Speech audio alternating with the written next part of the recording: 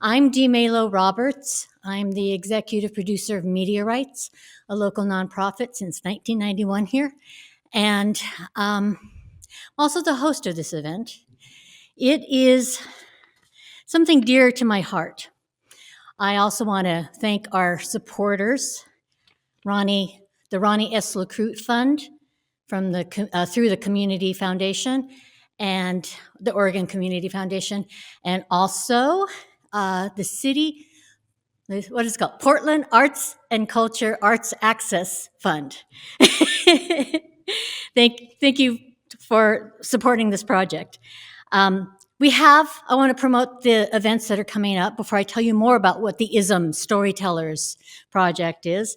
We have another event at the Q Center on August 9th at 2 p.m. That's going to feature queer elders. On August 23rd at 3 p.m. in Eugene, we'll feature the unhoused community there. And we come back here to this very library, August 30th at 2 p.m. for a Black Affinity Storytellers.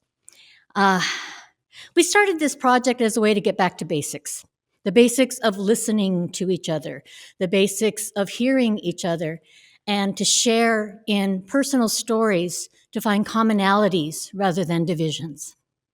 We're at a time right now that I really felt I didn't know what else to do through MediaRites, and our board supported us on that to be able to just do a simple storytelling project with real people telling real stories. I have here some real storytellers, some real people. They're brilliant, caring, talented people, and I'm so pleased that they agreed to be our storytellers today. They are also involved in other varied communities. They're artists, but also in the community in other, wearing multiple hats. They are all multiracial people, and they're going to tell a 10-minute personal story to our theme of courage, grace, and grit, but also another one arose as we were talking about their stories, a sense of belonging. This is something that a lot of multiracial people don't necessarily or have a hard time finding, a sense of belonging. So this is one that's dear to my heart. I'm going to ask them to introduce themselves and to tell their 10-minute story. I've also handed out to you, the audience, because this is sort of interactive, some demographic surveys, which I think all of you have filled out. And also, Larry Toda, one of our board members, our board treasurer, is going to be handing out index cards and pencils. As you hear each story, you can and don't have to, but I found that in other events, we did one in Astoria, people love being able to jot down a thought, a reflection, an image. You can draw anything that the story evokes to you. And then we'll collect them at the end and share them with the storytellers. And if you have a thought just about this project too, I'm happy to have that too. And if you need more note cards, ask Larry. Happy to read them. I'm pleased to have here as our storytellers, Michael Hammerstrom and I wrote it. I didn't order. Margaret Lieder. Let me start it again. I'm happy to have here Michael Hammerstrom, Margaret Lieder, Victoria Alvarez-Chacon, and Quesa D'Mondays, and Eleanor Gil-Kashiwabara as our storytellers. And you are going to hear incredible stories from them. But first, I want to give you a short story from me, Dmae Roberts. Dmae Roberts. I was born in Taiwan to an American serviceman and a Taiwanese mom. And we lived in Japan till I was 8. And we moved to this country, and we moved around to different locations because I think my dad was trying to find a place where we could live. We could have ended up in Idaho. I'm so glad we didn't. But we settled in Oregon, first Eugene, Oregon. And then in a move that I still regret that my dad made, because he was an Oklahoma country boy, he wanted to be out in the country.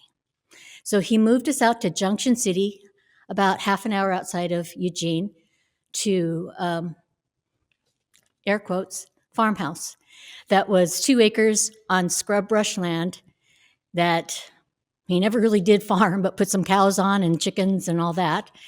And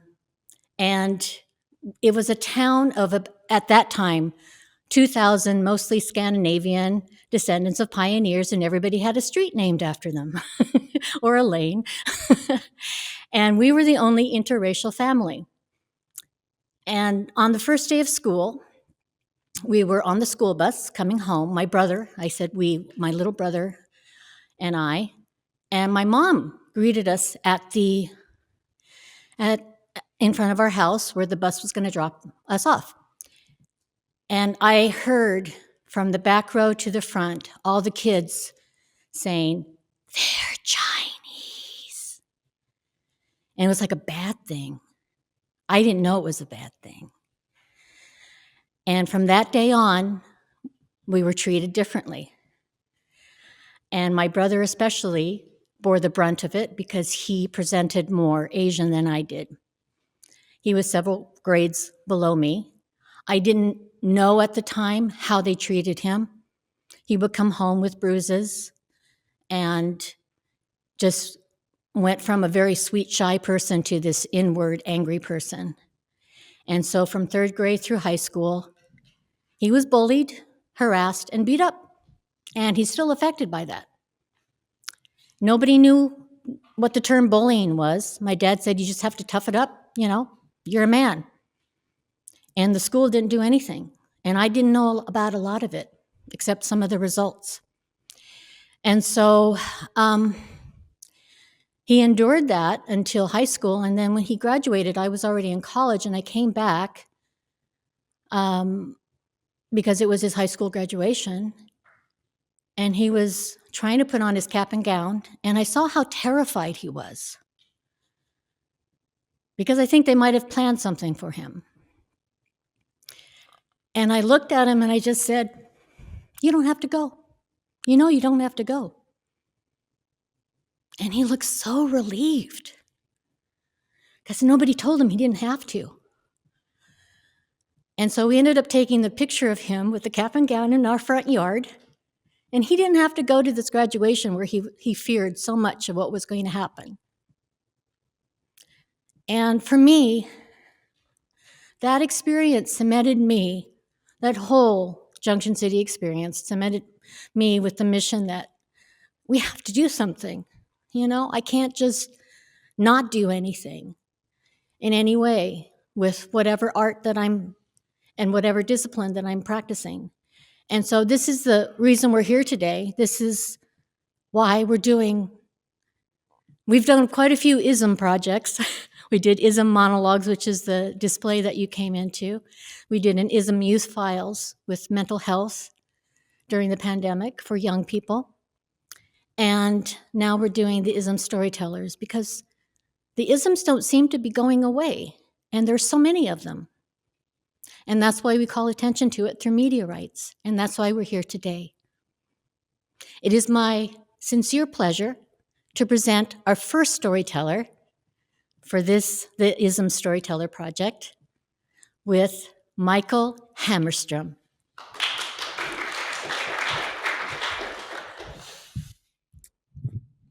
Thank you. My name is Michael Hammerstrom. I identify as a queer, light-skinned Black man. For context of this story, though, today, I also want you to know that I am adopted and was raised in a primarily white family in Oregon, so also in a primarily white community.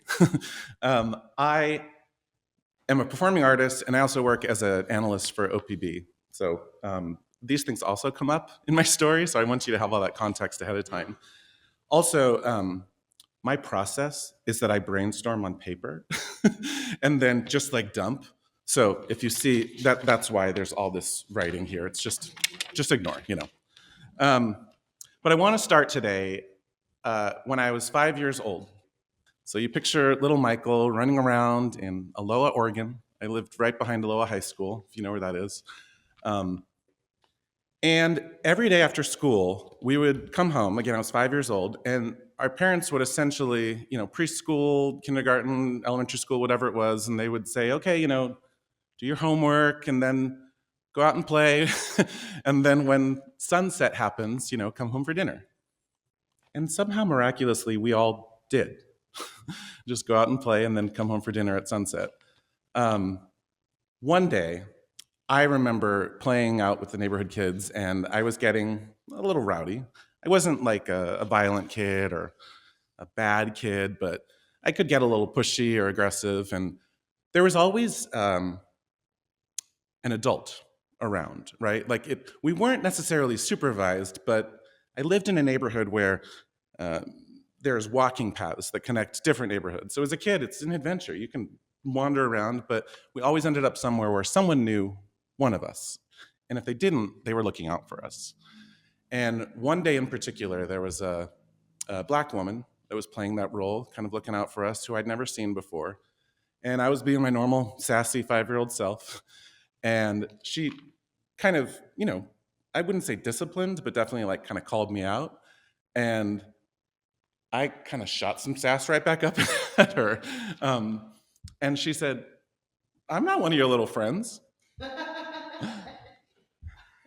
And in that moment, my life perception changed.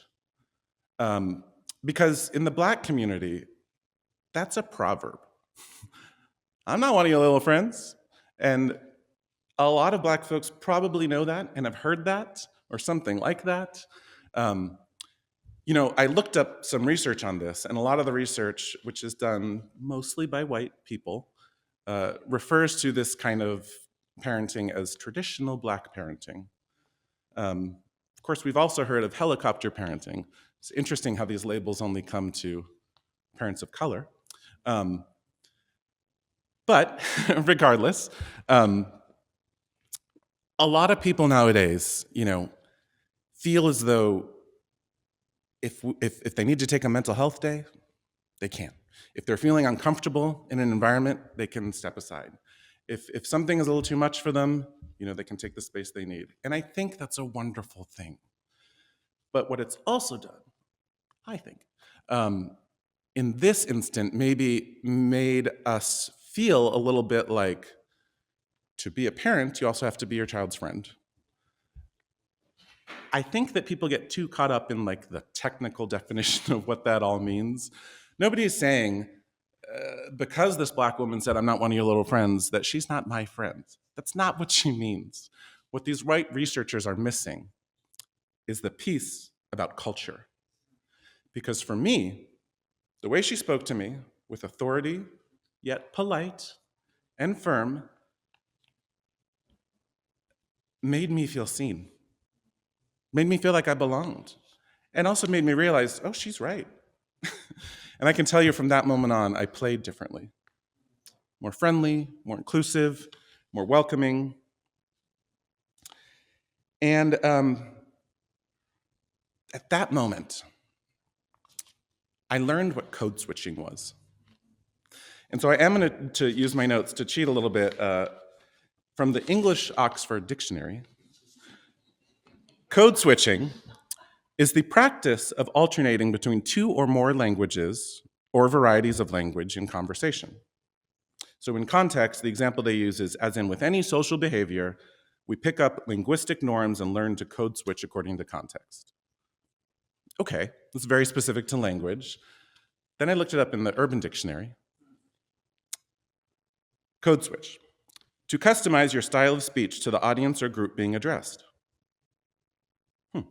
The example: she talks street to her friends at school, but when she is with her family, she is code switching and she speaks proper English.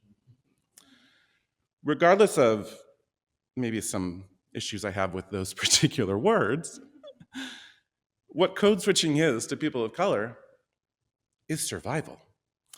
There's oftentimes we're in a space where we are expected to act a certain way, and sometimes we feel like we have to. When I learned what this was, I set out on a mission to perfect it. Maybe this was the budding actor or marketer in me trying to brand myself, right? But it forced me to see myself through the eyes of my white community. What do I mean by that? I started identifying as Black. And my biological mother is white, my biological father is Black, but I realized that that's not how the world saw me. Some people might see me as light-skinned, but Black is going to be my identity.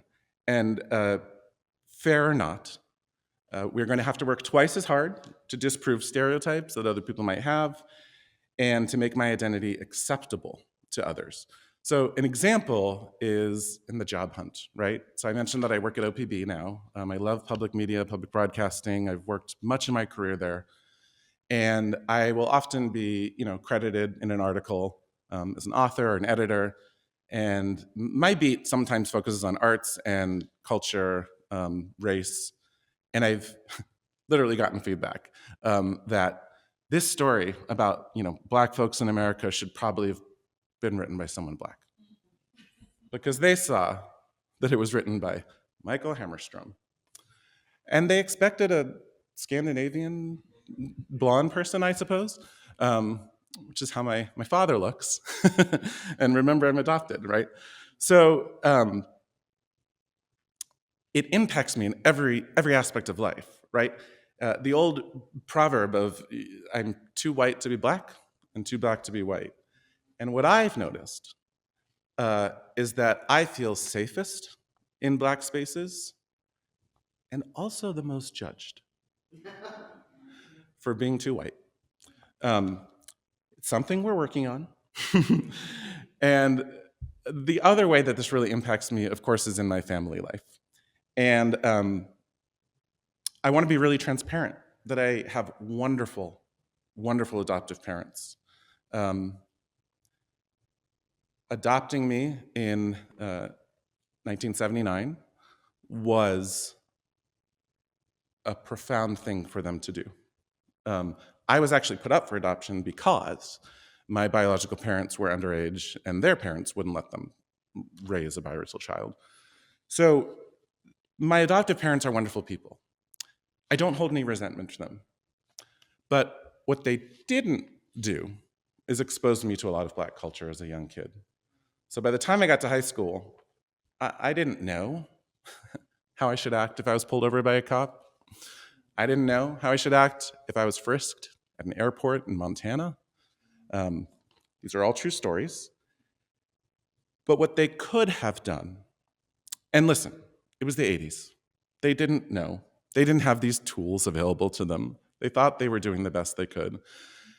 But looking back, what they could have done is, I don't expect them to have the answers or to understand identities that aren't their own. But you can always act as someone who ushers in other cultures' identities for people who need them. So that's, to me, what true allyship is. And what I learn is, my white mom is not going to teach me about Kwanzaa, but she certainly might have a friend or a colleague or a coworker who knows. And as a 5-year-old, how powerful would it have been for her to say, Michael, you're going to go to Mrs. Johnson's house today. I'm going to learn from Mrs. Johnson, right? You don't have to have all the answers, but you do have to help open doors for people to make them feel like they belong. And that's the moral of my story.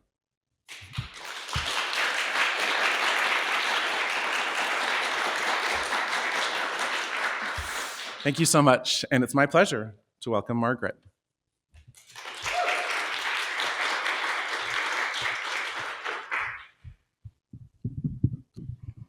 Hi, I'm Margaret Lieder.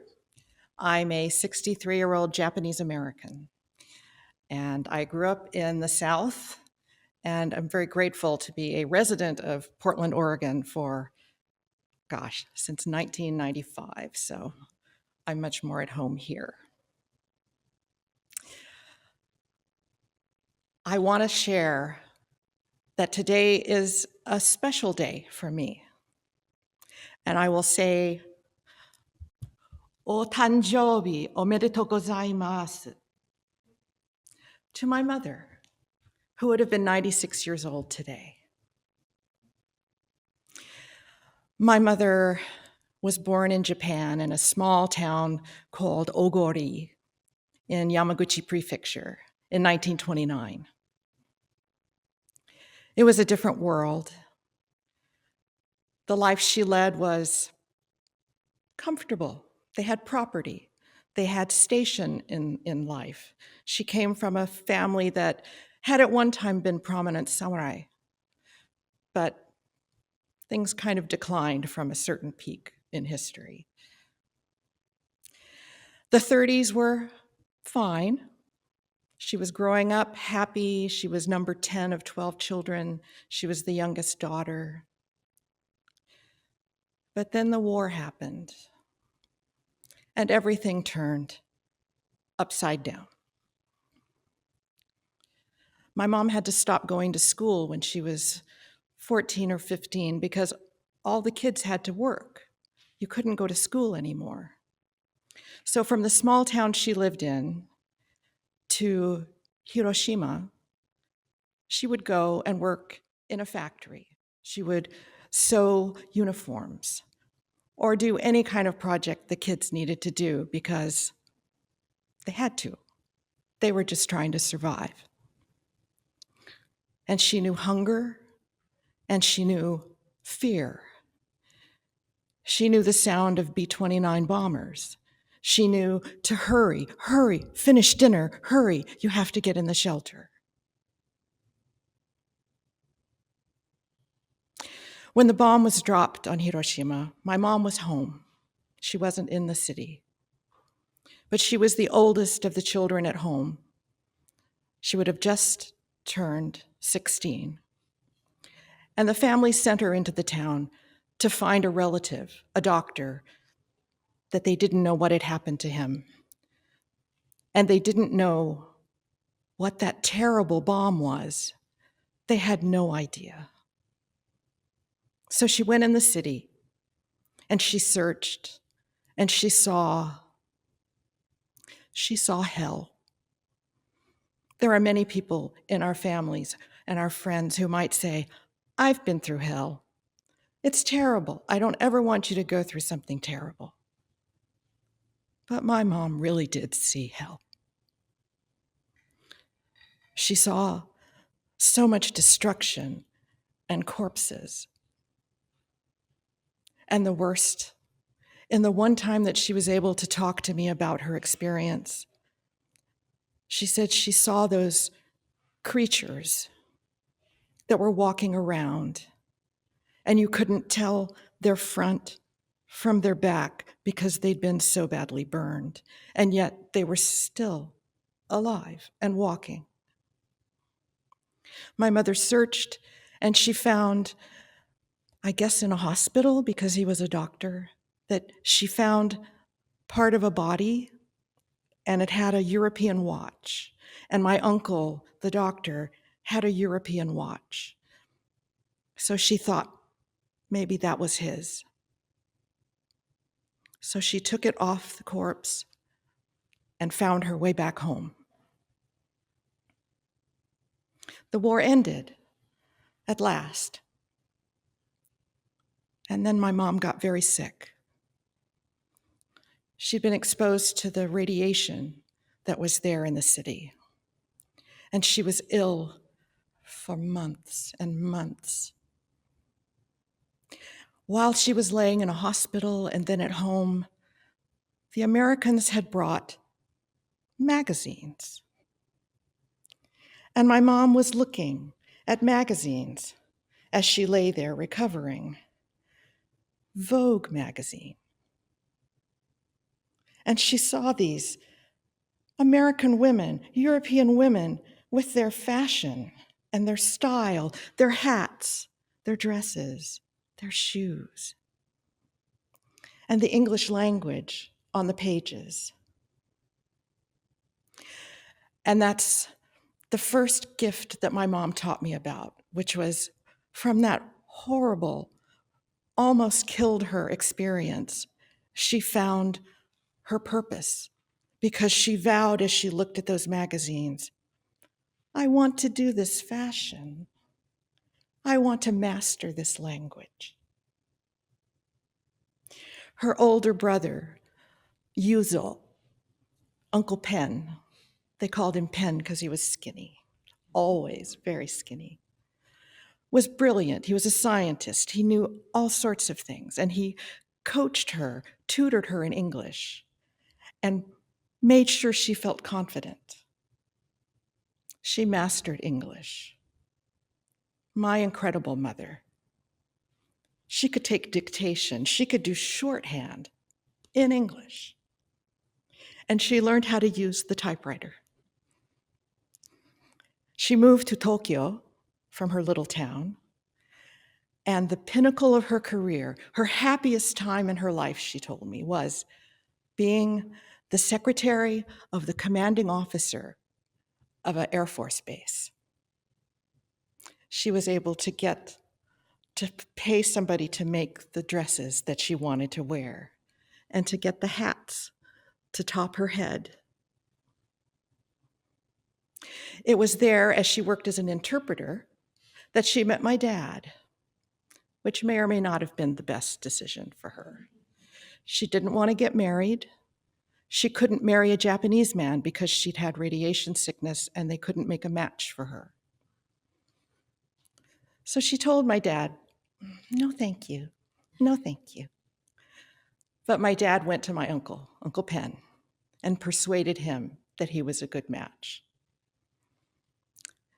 And Uncle Pen, being very persuasive, talked my mom into saying yes.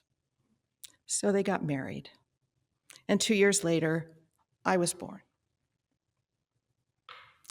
3 months after I was born, my dad got his instructions from the military that he would be stationed back in the States. My mom would have to leave Japan. He didn't get stationed at someplace lovely like California or some other big city. My dad was stationed at Maxwell Air Force Base in Montgomery, Alabama in 1963. There was still so much ugly racial things going on, and my mother did not understand. She never really understood Americans, white Americans. Racism didn't make sense to her, although she was Japanese, and Japanese are very capable of that too. But she struggled. And we started off living in a trailer park, as one would do in the South. And then they bought a house in Prattville, Alabama, which is about 15 miles from Montgomery. And she lived there for decades. The mother I knew was not the happy professional career woman. She was angry, violent, cruel. She was abusive to me. I was diagnosed with complex PTSD from the years of abuse from her. I didn't know about the war until I was a little older. It became a gift knowing about my mom's experience because I had learned to live with a monster. Because you have to learn how to read the monster if you're going to survive. So I know how to be perceptive and understanding about people's cues, what they say, how they say it, what their body language means, what that tone in their voice means. I'm grateful for that lesson. And I also knew that I could never not forgive my mom, no matter what she said or did, because the war, what had happened to her. So I was determined. Good Japanese girl. My dad was white, but I identified very much little Japanese girl. Obedient, good girl, do everything I could to make my mother happy. And I never could. I failed all the time. I even went to the point of successfully finding a lovely husband, a wonderful man, a white guy, a doctor. And he'd served in the military. My dad was very pleased. But they were still not happy with me. Even when I brought them a wonderful grandson, they were not happy with me. I realized I needed to just be me. I came out as a lesbian, divorced my wonderful husband, a wonderful guy, and I moved out to Oregon. And my parents disowned me, told me never to contact them. I wasn't in the family anymore. And that was horrible. But that was a gift, because I became me. I became Margaret. I wasn't Misako's daughter, Misako's failure daughter, her ugly, fat daughter, whatever words. It wasn't until several years into that disownment that I got a note, a piece of mail with my mother's handwriting on it. And I opened the envelope, and there was just this note-sized paper. And my mother had written in ink, and then the pen had run out of ink. So she picked up another pen and finished writing. So I knew it was important. I needed to pay attention. She went to the trouble of finishing the note.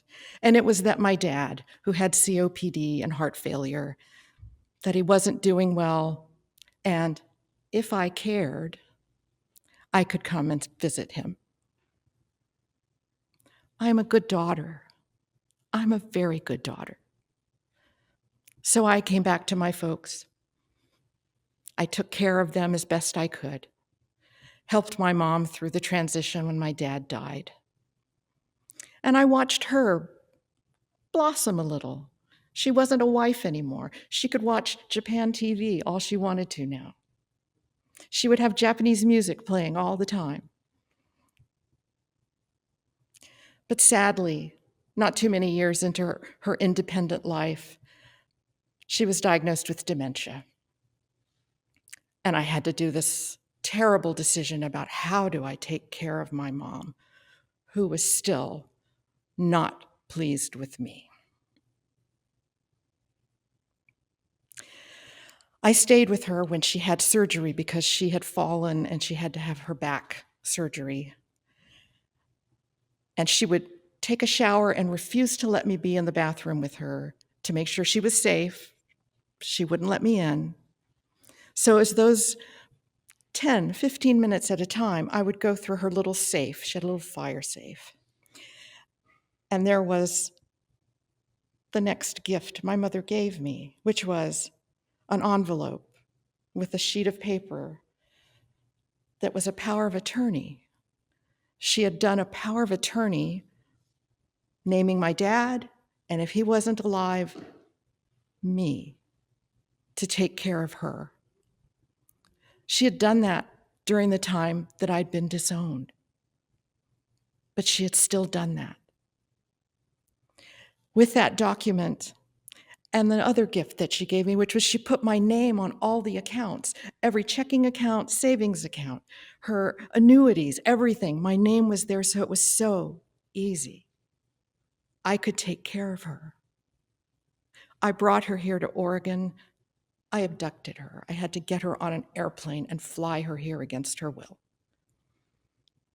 But I got her into a memory care unit, and it was horrible at first. She was so angry. Oh my God, so angry. But after a few months, she was happy. I had never seen my mom happy. She wasn't worried anymore. She didn't have the Post-it notes all over her house the way she did when she was still living at home. So my mother's disease, another gift. because then she would be safe and I could take care of her.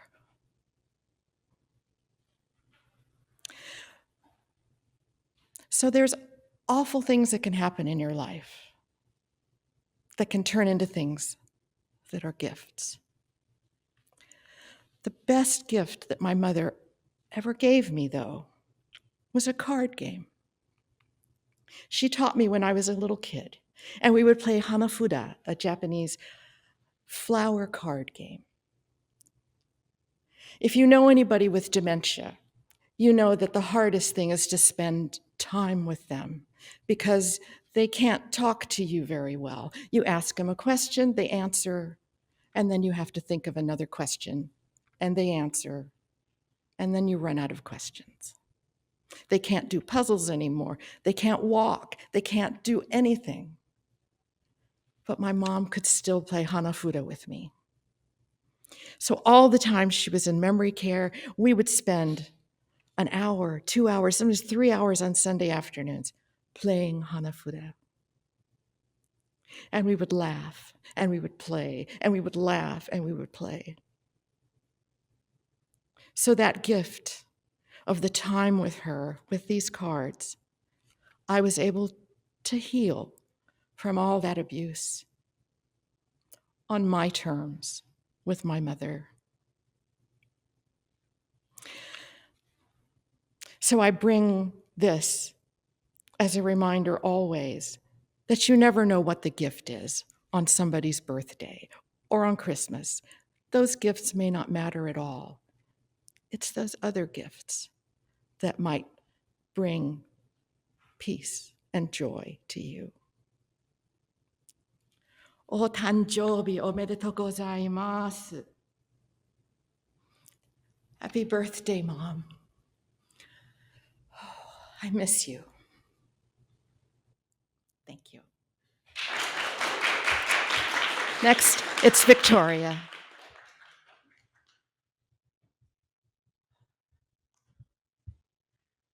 I'm mixed.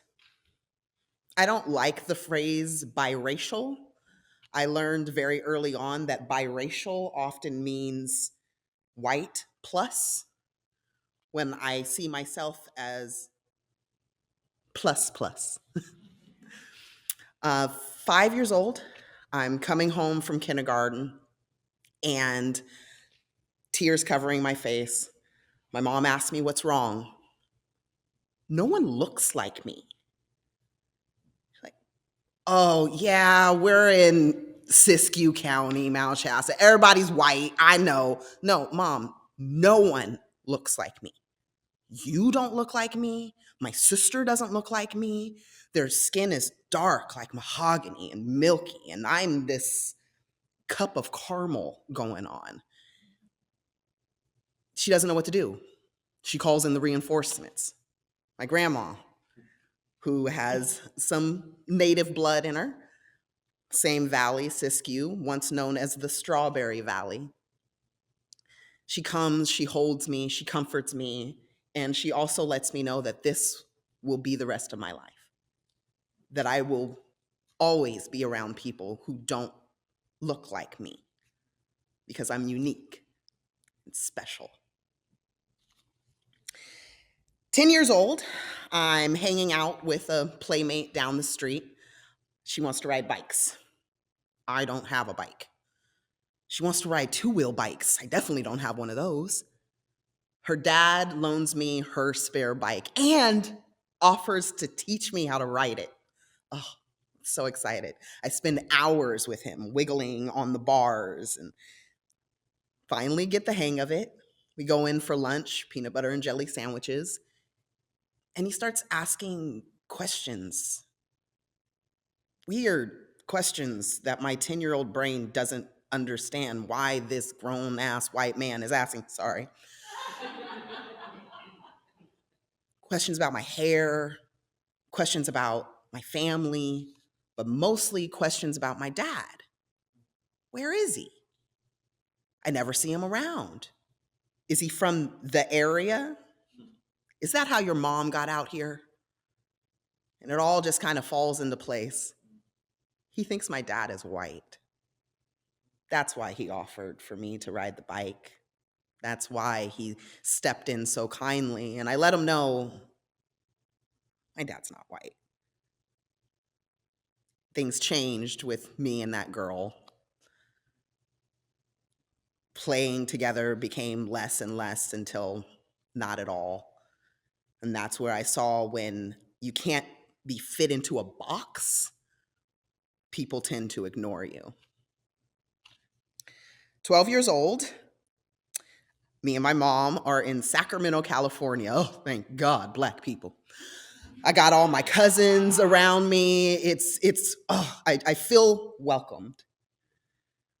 But I sound like this. I went to school in Siskiyou County, and I sound like a white girl. And boy, do they let me know all the time. I don't fit in their box either. I don't belong there either. 22 years old, I am going to college, studying Shakespeare and Sam Shepard, and taking a dialect class with 4 language options for the final. Cockney, French, British, which, what's the difference? What was the 4th? Irish. Those were my choices. I go to the teacher, I let him know, I feel like I am more likely to be cast in Zoot Suit than Les Mis. Is there another language option for people like me? He lets me know he cannot grade any of the other dialects that I was interested in, dialects that I was more likely to be cast in. So I went with Cockney. Cockney? So sorry. Through casting, I found that my training didn't help at all.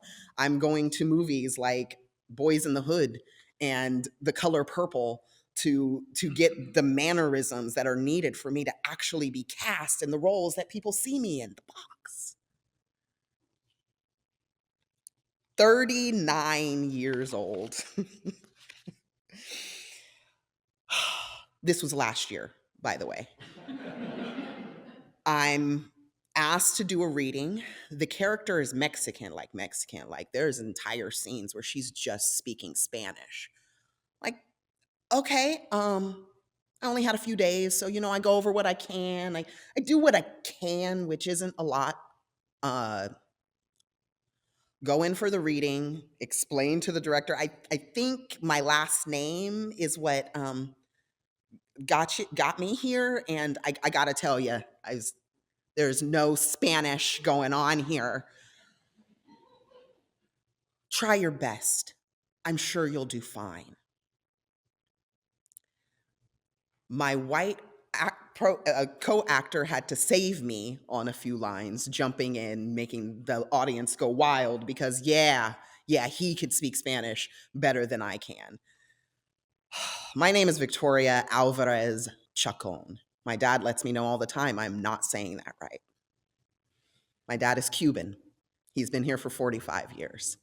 My mom, her family is descended from the Dmae people of Sierra Leone. Thank you, Ancestry.com. I know I'm different. I know I'm unique. And that can be really hard sometimes. I carry a heavy guilt of not knowing this entire half of myself. While I can tell you when Shakespeare lived and died, the boxes that we put each other in doesn't help. Yeah. Thank you.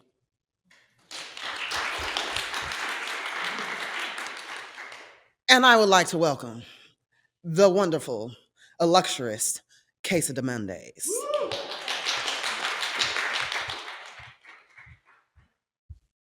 Thank you so much, Victoria. Hello, everyone. My name is the cheesy, breezy, beautiful Quesa D'Mondays. Now, I know what you're thinking. No, it's not my real hair. I get that question a lot, actually.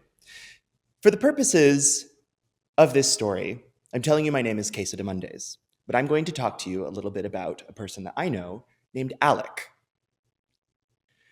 Alec was born in San Diego, California, to Victor Manuel Lugo.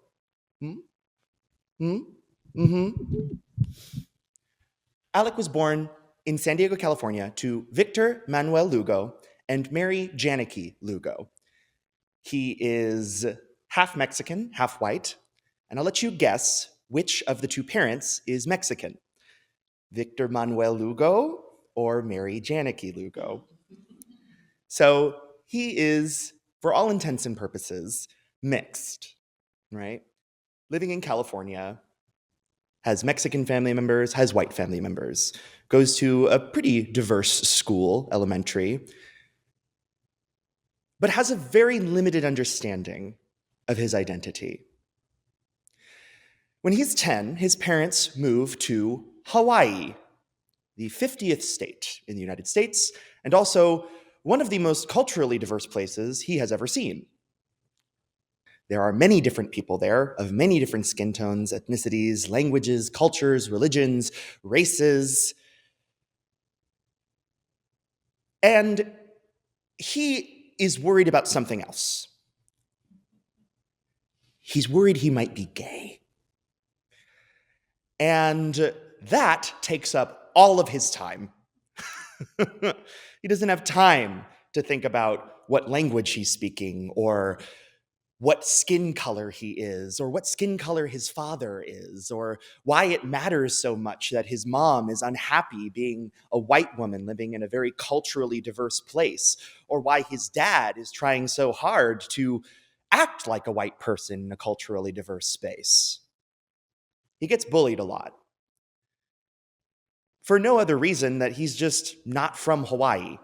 There's a very complex relationship that happens with the people that come to Hawaii versus who are born there, with an identity of being indigenously or aboriginally Hawaiiana or Polynesian, or coming there from other places, whether you're white or not.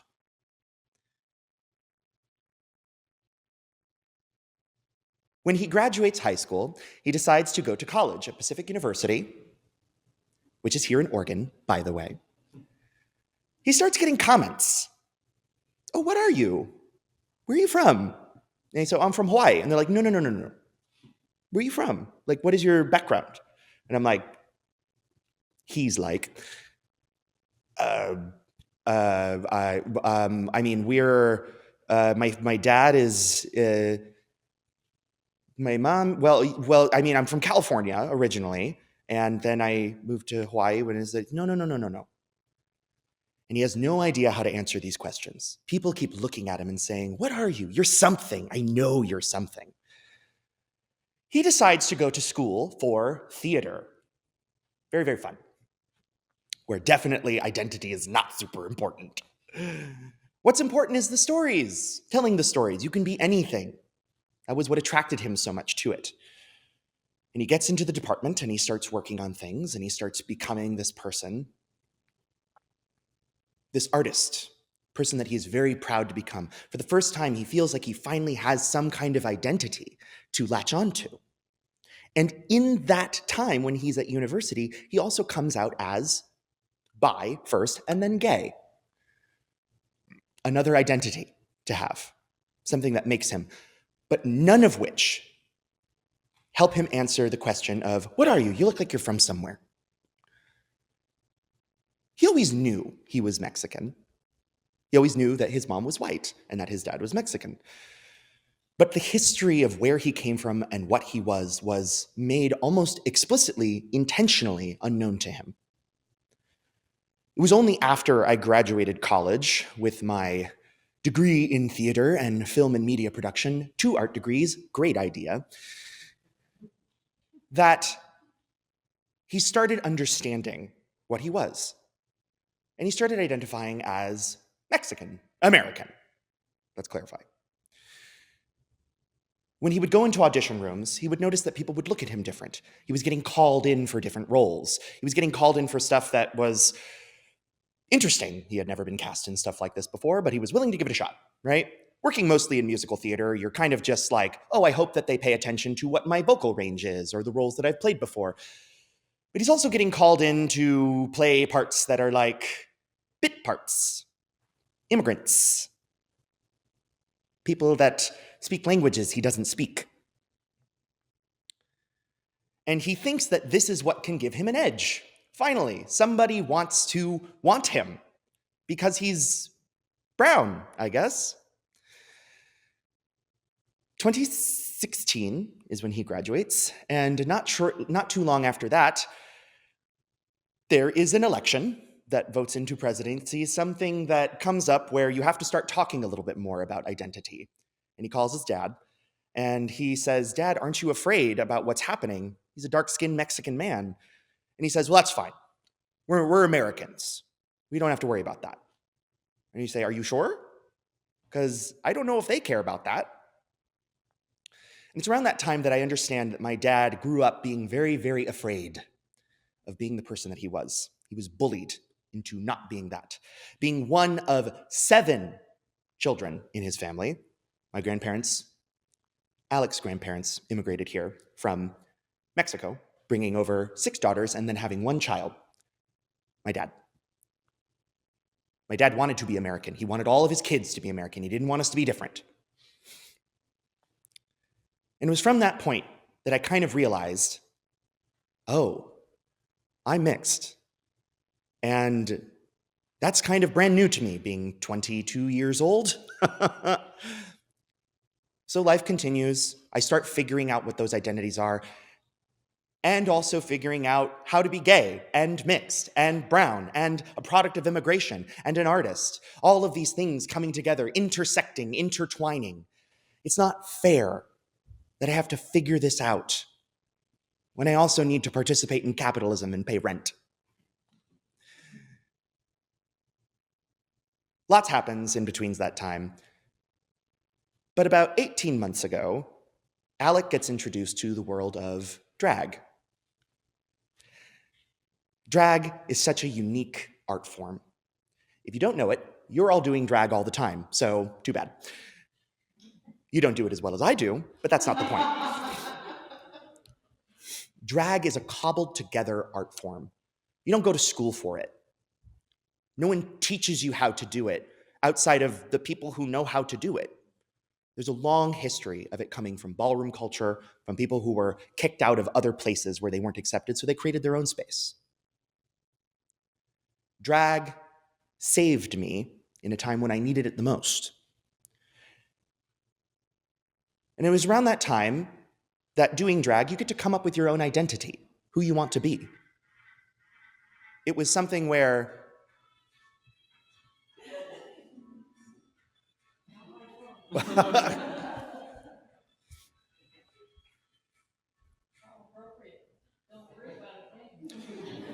there's plenty to worry about. I had a choice to make a new identity for myself. Alec had that choice. And so I decided to call myself Quesa D'Mondays.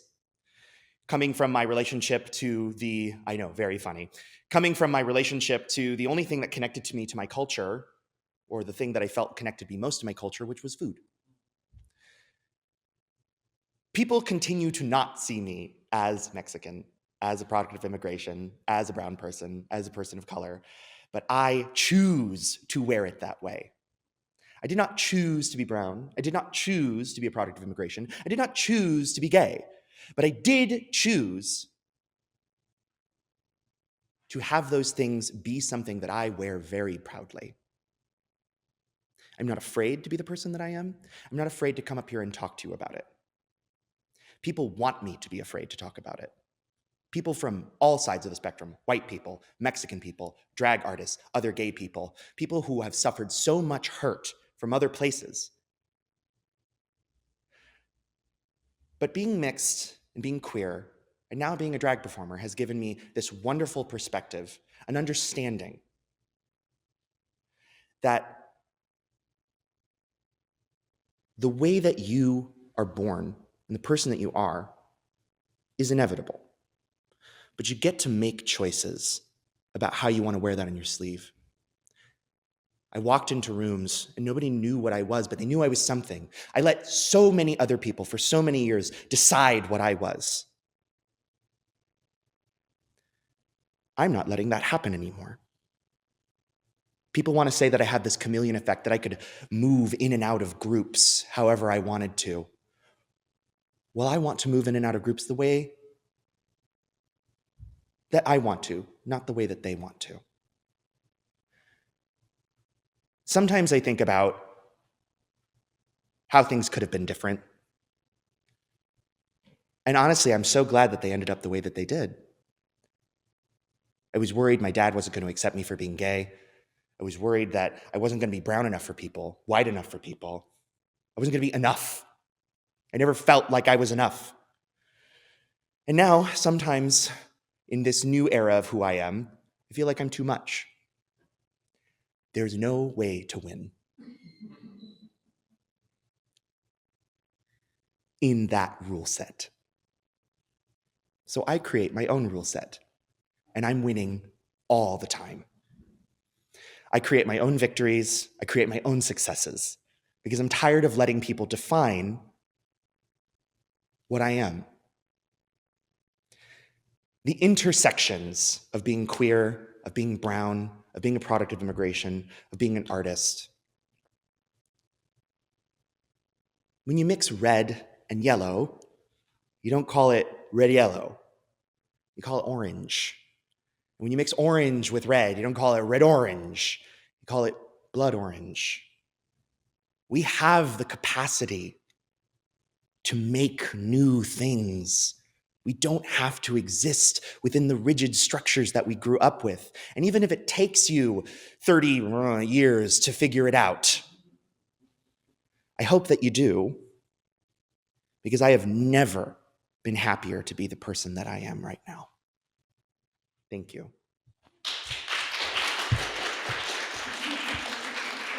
I wanted so desperately to get off that stage. I'm kidding. It is my pleasure to introduce our last storyteller for the day, Eleanor.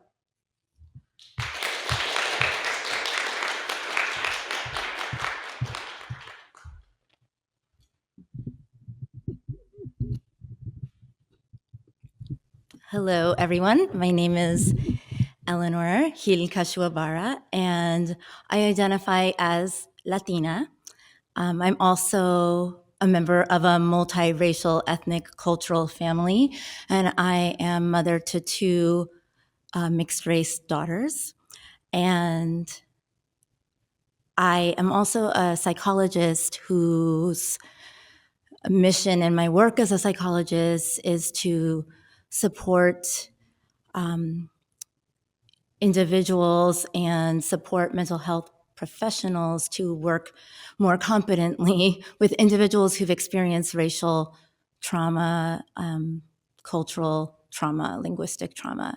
And that's a passion of mine that developed probably from early childhood. Not so much that I knew as a kid that I wanted to be a psychologist, but I had experiences that were significant in my journey to, once I realized what I wanted to do, it was no question that I wanted to work in that way in the mental health field. So yes, though I had the supposedly neat label of being able to tell people when they asked, "What are you?" or whatever ridiculous question that you often get when people cannot figure out your background, I had the label of Latina. My mother is Puerto Rican, my father Cuban, and of course, within that is a lot of mixture, right? And so I think that that's a thing, that you have this like label of Latina, but actually being Latina, Latinx, Latino, you have, oftentimes you are of multiple races, and so like that's why we have a spectrum of color skin tones in the Latino community. And so my family is a mixture. My mother has a lot of, indigenous background on the Puerto Rican side. And so I often got those questions, and a lot of times people just assumed I've gotten like every mixture. Where I grew up in New Jersey, I was one of only a few Latinos in a community that was mixed, but mostly visibly Black and white people. And so, but the people in my schools growing up that accepted me the most were always the Black people, because they were just like, oh, you're mixed, right? Like one of your parents is Black, or like even in the Black community, I think like there was like a trying to make sense of who I was. And so I think even though I didn't really identify as mixed growing up, as I got older, I was like, oh, well, I am. It's just that that's not the label that I've used. But I very much realize that that's been part of my experience, just the the experience of being asked often to fit into a box or to clarify my background. So that's kind of some of the personal experiences I went through. Bullying that really, I would say to this day, has impacted me. I don't think that you ever fully, well, this is maybe a bias that I have as a psychologist. I don't know that you ever fully heal from the impact of being bullied, but you learn tools for how to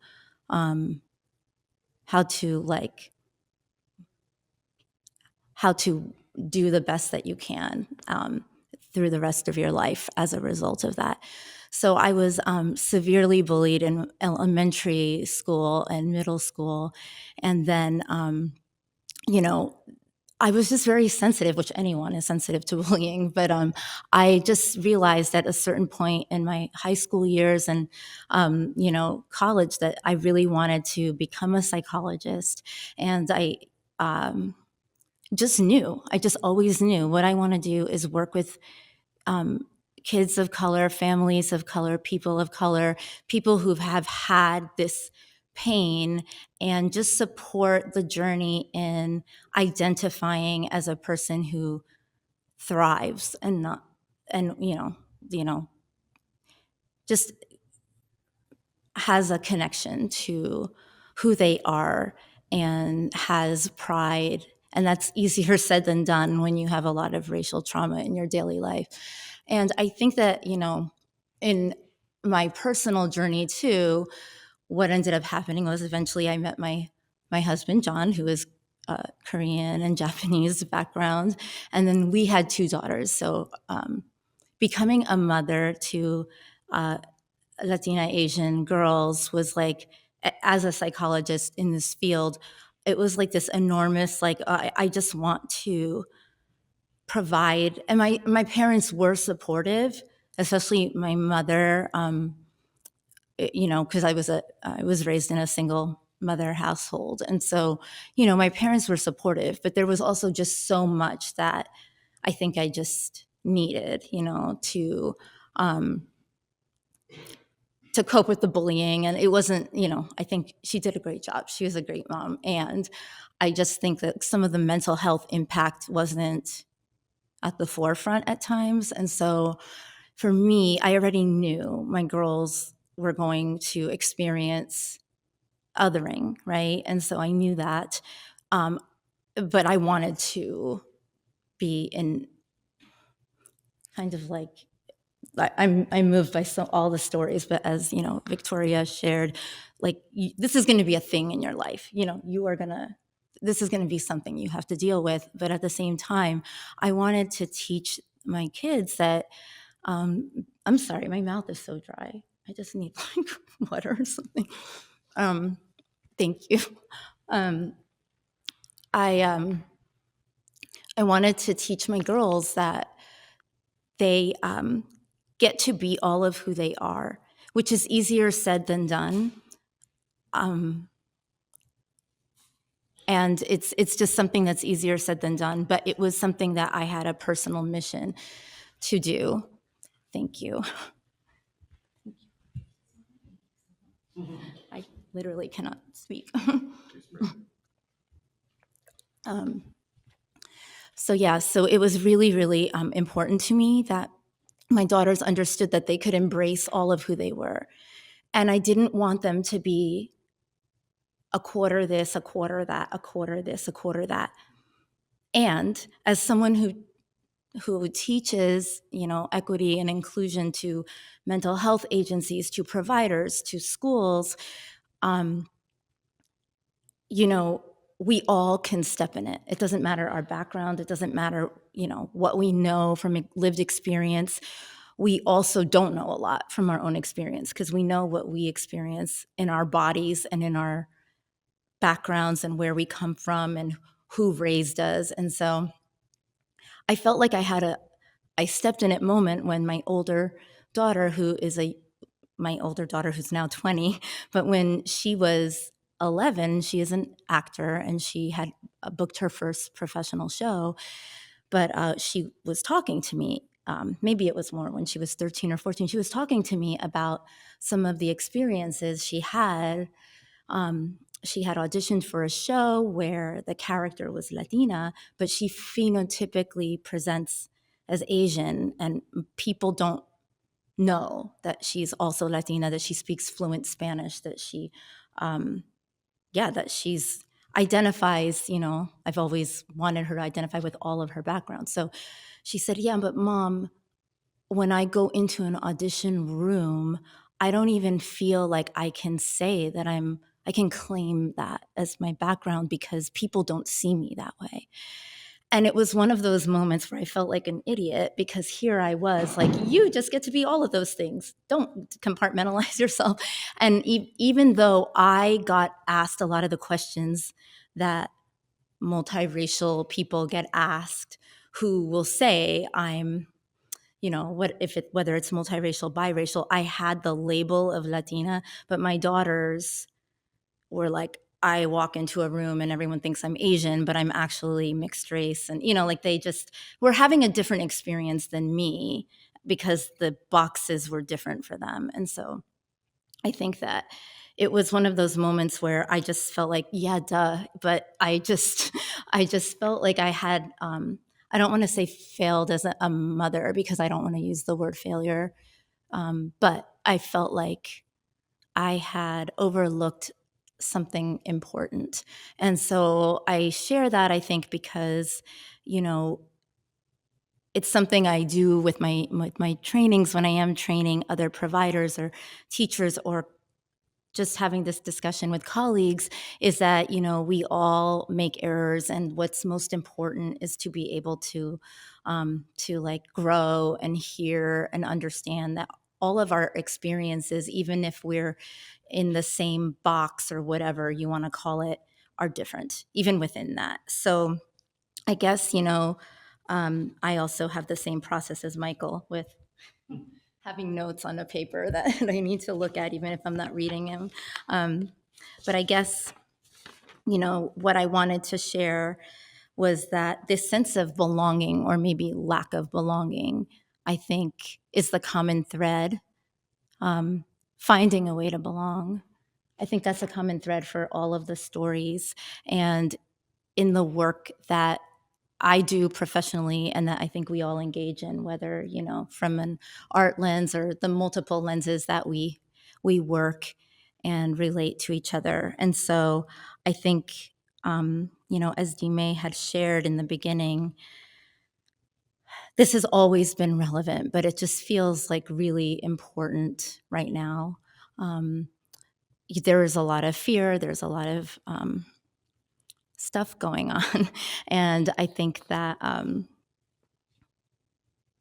really grateful for this project, for making sure that we are fostering connection.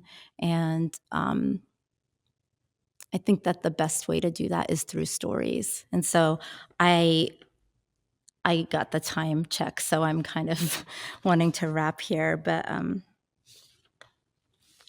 I did want to end with a poem that is not my poem, but that my husband shared with me because I was running through this presentation, just kind of to highlight some key points.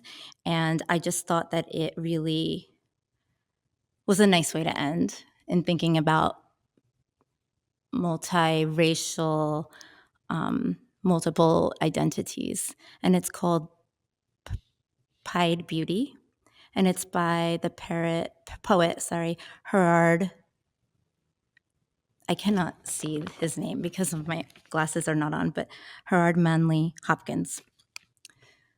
Glory be to God for dappled things, for skies of couple colored as a brinded cow, for rose moles all in stipple upon trout that swim, fresh fire cold chestnut falls, finch's wings, landscape plotted and pieced, fold, fallow, and plow, and all trades their gear and tackle and trim.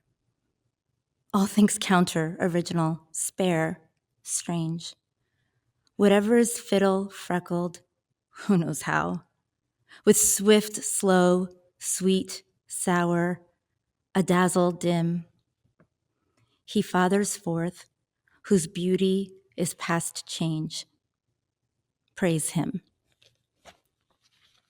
Thank you.